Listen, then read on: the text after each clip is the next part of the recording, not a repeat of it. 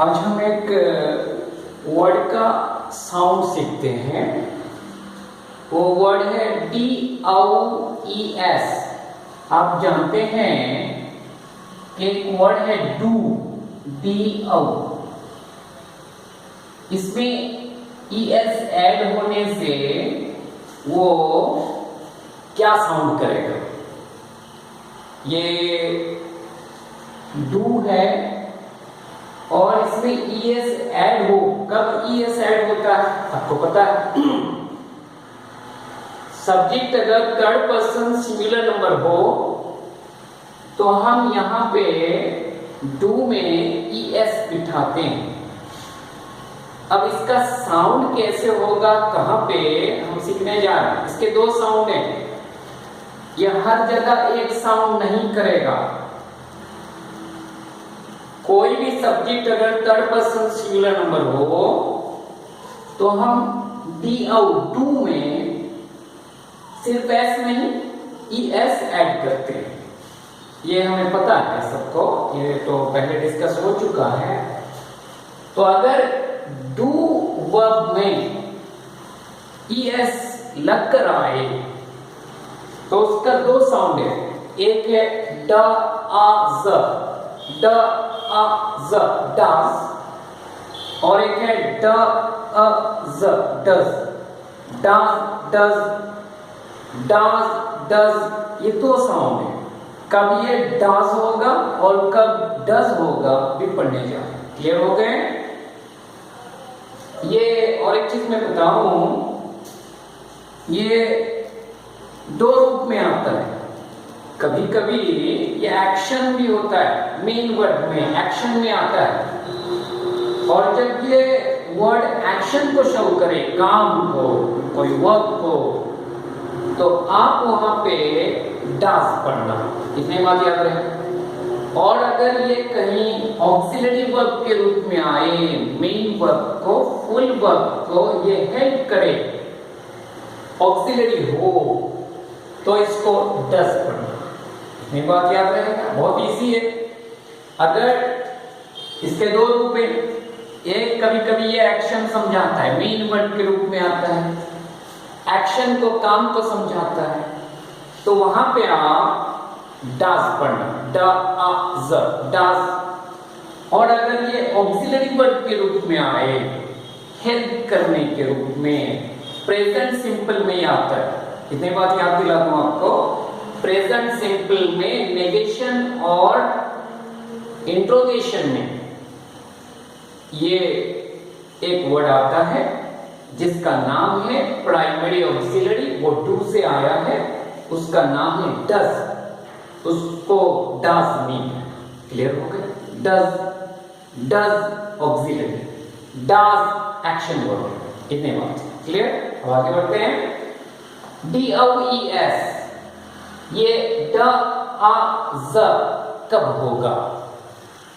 Verb of action अगर कहीं पे काम को बताए, मेन वर्ब के रूप में आए, या एक्शन को बताए, काम को, मूवमेंट को। अगर कोई अगर काम करता है तो एक जगह बैठ के नहीं करेगा। और एक चीज आपको बता दूं, वर्ब्स दो तरह के हैं काम में। अगर कोई वर्ब एक्शन को समझाता है, काम को, मूवमेंट को, तो हम उसे डायनामिक कहते हैं, डायनामिक वर्ब। जैसे run, go, come, do, action. अगर कोई एक्शन को ना बताए, कोई मूवमेंट हो ना हो और काम हो, हाथ पैर ना हिले, आप मूव ना करें, सिर्फ बैठकर सोचें, तो वो स्टेटिव वर्ब कहलाता है। स्टेट उसका नहीं चेंज होगा, अवस्था वैसे ही रहेगा, स्टेटिव। जैसे मैं यहां खड़ा होकर सोच रहा हूं, I think he will pass the exam. तो यहां पे मैं जो सोचा, कोई काम नहीं किया, एक्शन नहीं, तो ये थिंक स्टेटिव वर्ब है। और अगर मैं डू बोलूं तो मुझे कुछ करना पड़ेगा, काम, एक्शन। क्लियर हो गए? अब आते हैं, जब DOES एक वर्ड आए और वो वर्ब के रूप में आए और वो एक्शन को समझाए, तो वहां पे उसको डज पढ़ना। जैसे हम यहाँ लिखे she does hope for good result, she does hope for a good result, she does hope for good result, ये लिखा है she does hope for good result, वो अच्छे रिजल्ट की आशा करेंगे। यहाँ पे होप एक वर्ब है, डज भी एक वर्ब है, होप कोई एक्शन को नहीं समझा रहा है, डज एक्शन को समझा रहा है। आशा कोई एक्शन नहीं करके कर सकता है। अगर कोई अच्छे रिजल्ट का आशा करे तो उसको कुछ करना पड़ेगा, एक्शन, मेहनत करना। क्लियर हो गए? तो जब डज अगर एक्शन को समझाए, कोई वर्ब अगर एक्शन को समझाए डज, तो आप उसको डज पढ़ो, डज नहीं, डज। क्लियर हो गए? जैसे हम और एक इजी ले लेते हैं आपके लिए, she does her work in time, वो अपना काम ठीक समय पे करती हैं। यहां पे देख लीजिए, एक्शन को समझाया, काम करती हैं, शी डज। तो अगर डज एक्शन वाला वर्ब आए, वो वर्ब एक्शन को समझाए, तो डज पढ़ना, डीओएलएस को। और डज कहां पढ़ना? ऑक्सिलरी और हेल्पिंग वर्ब के रूप में अगर आए, इसके बाद और एक वर्ड होगा, ये प्रेजेंट सिंपल में ही होगा, दूसरी जगह नहीं होगा।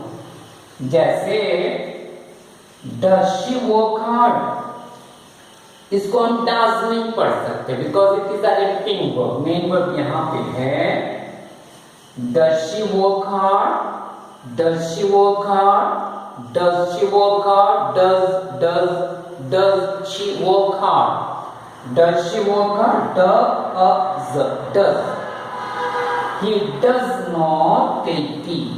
He does not take tea. Does, इसको does not नहीं कह सकते। तो आज हम सीखे कि DOES कहां पे यूज होता है? अगर subject third person singular number हो, जैसे ही है, डू नहीं, डज, इसको हम डज कहेंगे, डज नहीं। क्लियर हो गए? So he does not take T, ये डज डू वाला वर्ब डज क्यों है? ये he third person singular number, she third person singular, तो डज हुआ। अब यहाँ शी थर्ड पर्सन सिंगुलर है, पर ये डज नहीं, डज हुआ, एक्शन को समझा रहा है, काम को, ये वर्ब को हेल्प कर रहा है, मेन वर्ब को। क्लियर हो? तो DOES के दो साउंड है। अगर ये एक्शन वर्ब एक्शन को समझाए, काम को, मूवमेंट को, गति को, तो आप वहां पे डज कहना, डज। अगर ये हेल्पिंग वर्ब के रूप में आए और एक वर्ब को मदद करे ऑक्सिलरी वर्ब के रूप में, तो वहां पे डज कहना, डज। Thank you.